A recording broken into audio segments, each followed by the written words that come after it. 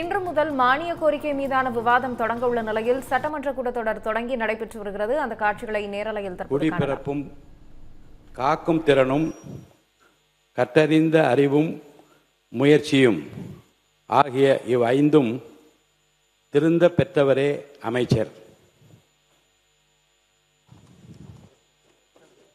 அமருங்க.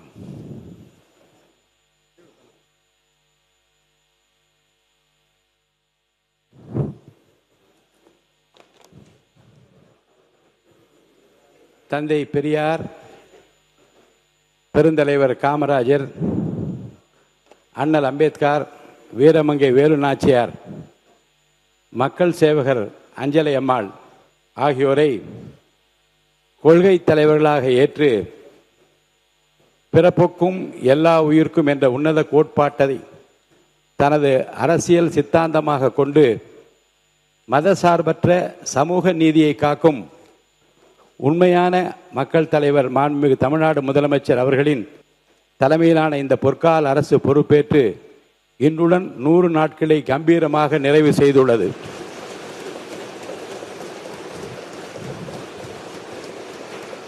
அரசின்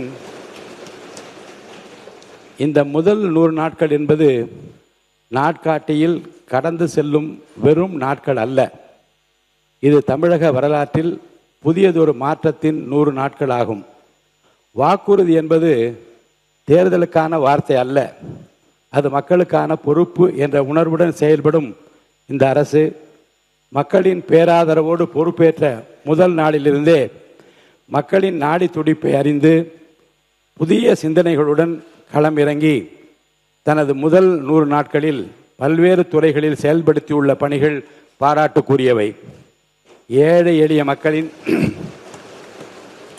நலன் காக்கும் வகையிலும், பெண்களின் பாதுகாப்பு உறுதி செய்யும் வகையிலும், இளைஞர்களின் எதிர்காலத்தை மேம்படுத்தும் நோக்கிலும் பெண்களின் பாதுகாப்பிற்காக சிங்கப்பெண் சிறப்பு படை, ஒவ்வொரு குடும்பத்திற்கும் 200 யூனிட் வரையிலான இலவசம், கூட்டுறவு வங்கிகளில் விவசாயிகள் பெற்றிருந்த சுமார் 1000 கோடி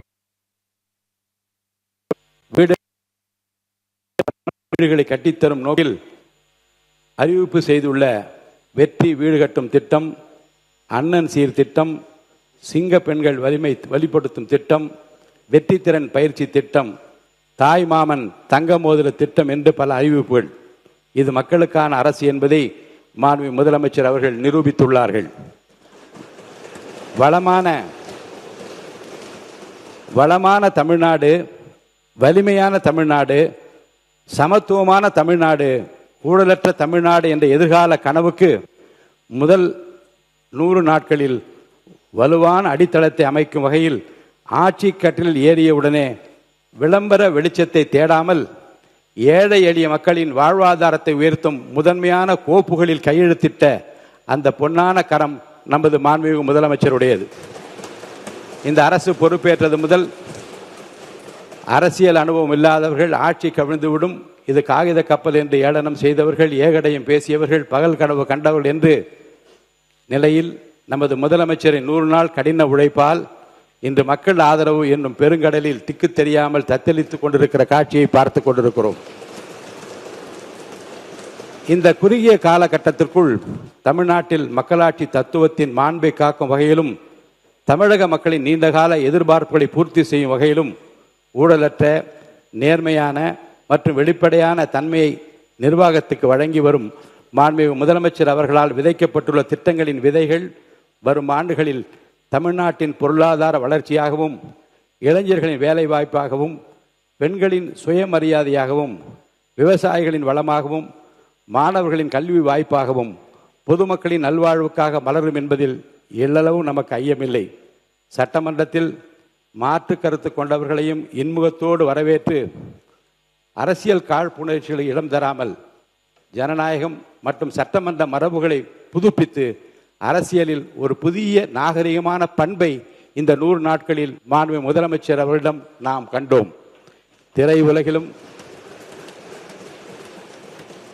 திரையுலகிலும் சரி, மக்கள் மன்றத்திலும் சரி, தொட்டதெல்லாம் துலங்க செய்த நமது மாண்புமிகு முதலமைச்சர் அவர்கள் இன்று 100 நாள் சாதனை கடந்து நூற்றாண்டு போற்றுதல் பல சாதனைகளை படைக்கப் போகிறார் என்பதில் யாருக்கும் மாற்று கருத்துக்கு இருக்கப் போவதில்லை. 100 நாளில் சாதனை காட்டிய வேந்தனே, இன்னும் 100 ஆண்டு பேசும் சரித்திரம் படைப்பாய்.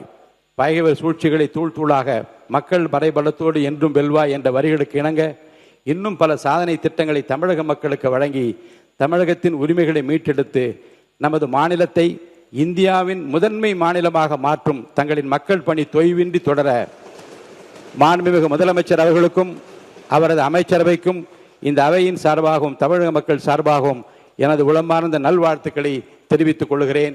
நன்றி, வணக்கம்.